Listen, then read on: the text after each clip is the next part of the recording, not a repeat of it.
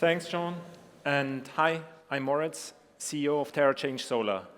We make transparent solar panels that empower growers to simultaneously cut costs and cultivate better crops. So, energy prices have surged over the past few years and continue rising. And we've heard firsthand from growers of how much pressure that puts on them. The time of cheap gas is over, and the high cost of electricity are blocking the much-needed electrification with taxes and grid charges, often 50% of the bill, and that increases your food prices.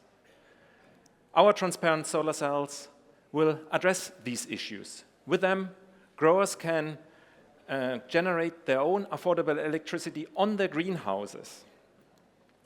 How? Our panels selectively absorb only the light that plants don't need and use it for generating electricity. That leads to a 30% reduction in cost. They are easily integrated into the roof, simple to maintain without any further extra effort.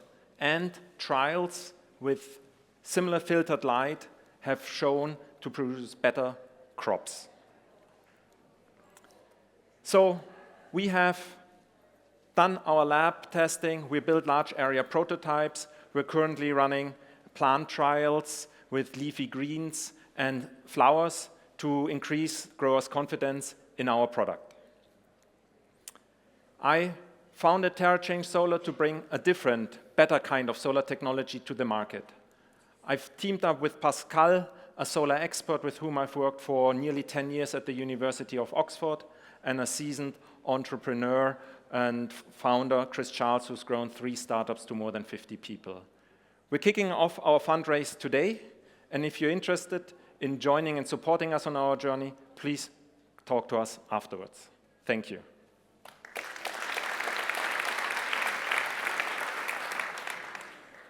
And our question is, we are currently looking for input in our next trials. The largest market is tomatoes. That's where we want to go to.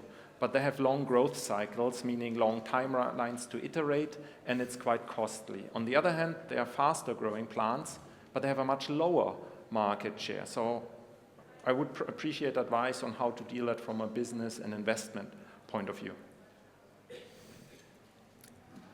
So maybe to start off with a question, how translatable is the technology from one industry to another?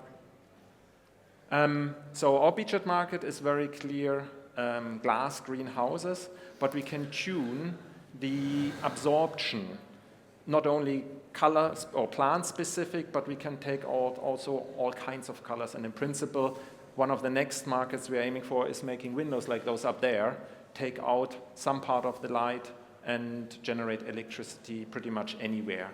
So it is quite translatable, but our focus is really the glass greenhouse market, because that's a really unique identifier of our technology, where we can really select what light we take out and let through what plants need.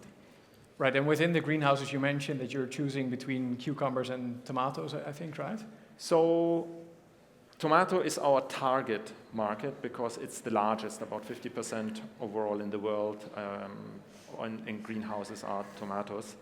But they have a year-long growth cycle, and we would like to iterate faster, test faster, and not sit there fiddling our thumbs until we get the results 1 year. So the other markets that grow faster are smaller. So from an investment point of view, well, your market is much, much smaller, but we can iterate faster. So there's the question on how to best balance that.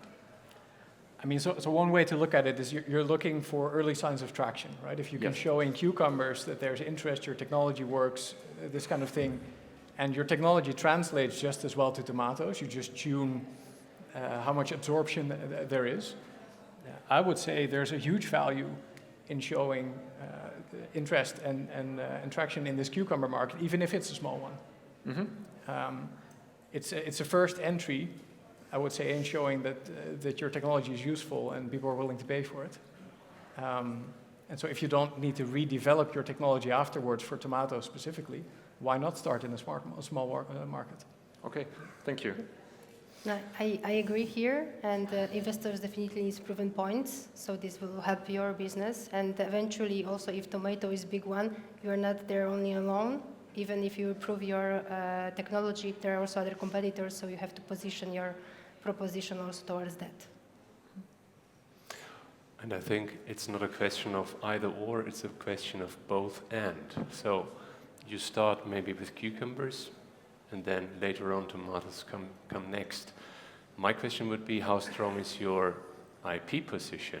Do you have a strong IP position? If so, you can allow yourselves to be a little bit slower and spend more time on tomatoes. But normally, speed is important. Speed to market, you need to show sales, you need to show that the product fits the market need.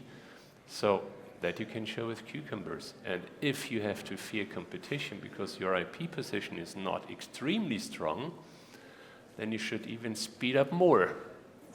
Well, we filed key patents and have a clear roadmap for further patents, but I think the question of speed, I would see it independent of the IP position, because we want to get in the market, solve that major pain point of growers, and support the electrification of greenhouses, because you can generate electricity affordably right on site that no other technology can do.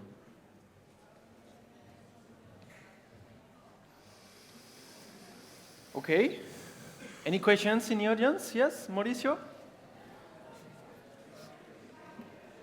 Hi, Moritz. I think you could also use acute tests and use like proxy variables for yields for tomato, like photosynthetic activity and so on. Like you don't have to wait for the whole cycle to get results that are attractive for people. It's just a suggestion. Okay. Well, thank you very much, Maurizio.